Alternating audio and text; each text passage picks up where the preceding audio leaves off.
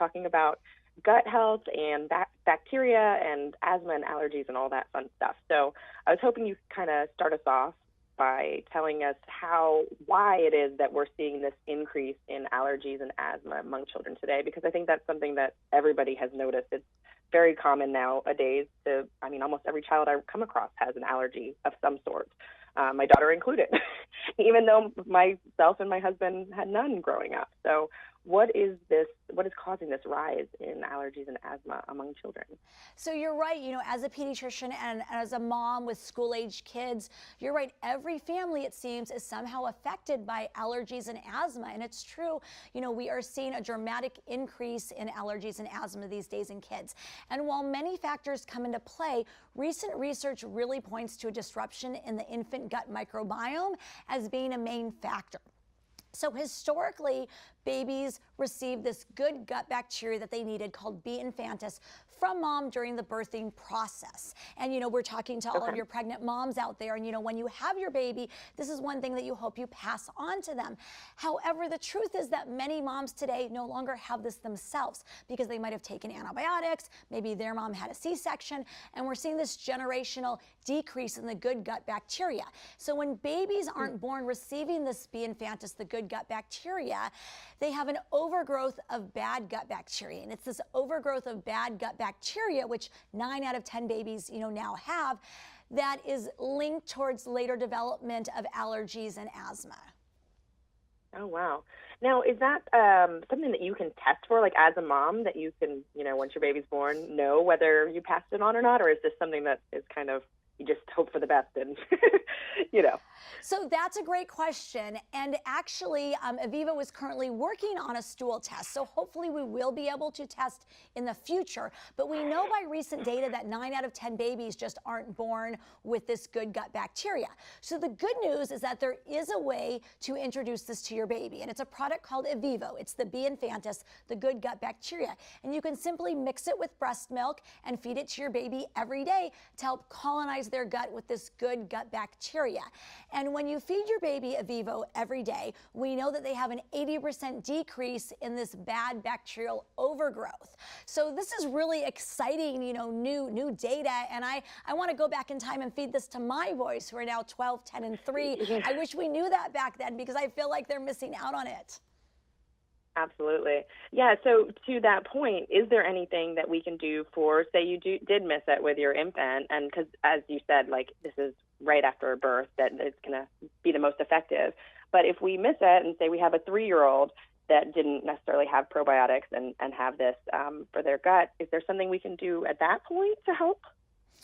Definitely. And I think the whole field of probiotics has, emerging data on an everyday basis. So I think probiotics are beneficial for all ages, but also make sure that you, feed your children a healthy diet full of high fiber foods. So it's this high fiber food that helps feed all the good gut bacteria and help create this, this environment for them to thrive. So we're talking about plenty of fresh fruits and vegetables. So yes, kids do need to eat their green veggies, beans, legumes, a lot of high fiber food.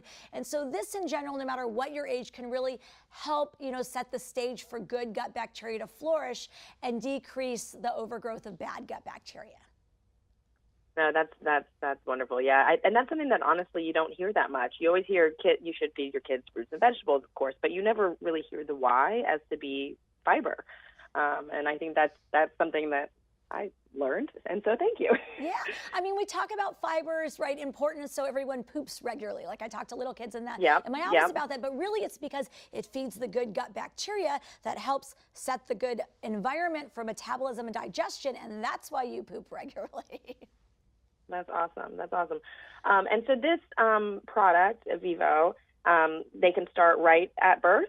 You can start right after your baby's born. You only need a little bit of breast milk to mix with it, and you can feed it to your baby every day. And in my practice, the babies do great with it. They take it, just like they do when they're breastfeeding, and it really helps create this healthy, environment for good bacteria to flourish in their gut.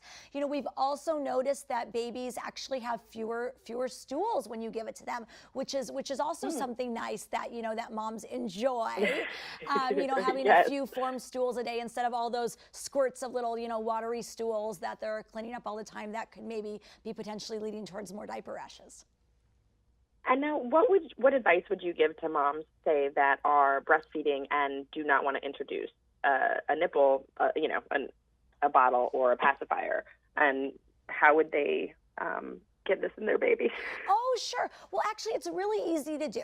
So anyone breastfeeding, even if you're not pumping, you can still use a Vivo because you really only need a little bit of breast milk, and you can easily hand express a few milliliters, mix it with the powder, and then just, finger or, syringe feed it to your baby every day. It's very easy to do.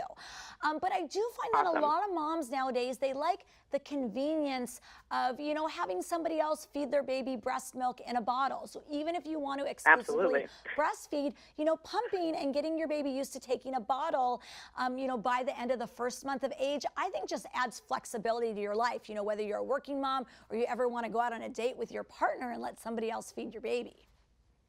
I agree. Trust me.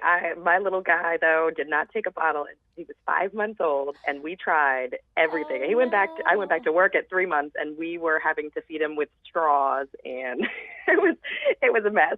So sometimes, even the best intentions, it just doesn't work. You're absolutely right. And all you can do is so it's good to have workarounds. Lay the groundwork for a good, healthy foundation, and then sometimes your kids will throw you for a curve, and that's okay. You have to learn to go with the flow as a parent. Exactly. Well, thank you for sharing with me about this at Vivo. I'm going to make sure and share it with our members because it is so important. And if you're telling me that we can reduce this problem just by, giving them this probiotic in the early months of their life, we should do it. We should all be doing it because I want to see less allergies in children and I want to see less asthma in children. And I think we can all benefit from that. So thank you. Thank you so much for having me on. Have a great one. You too.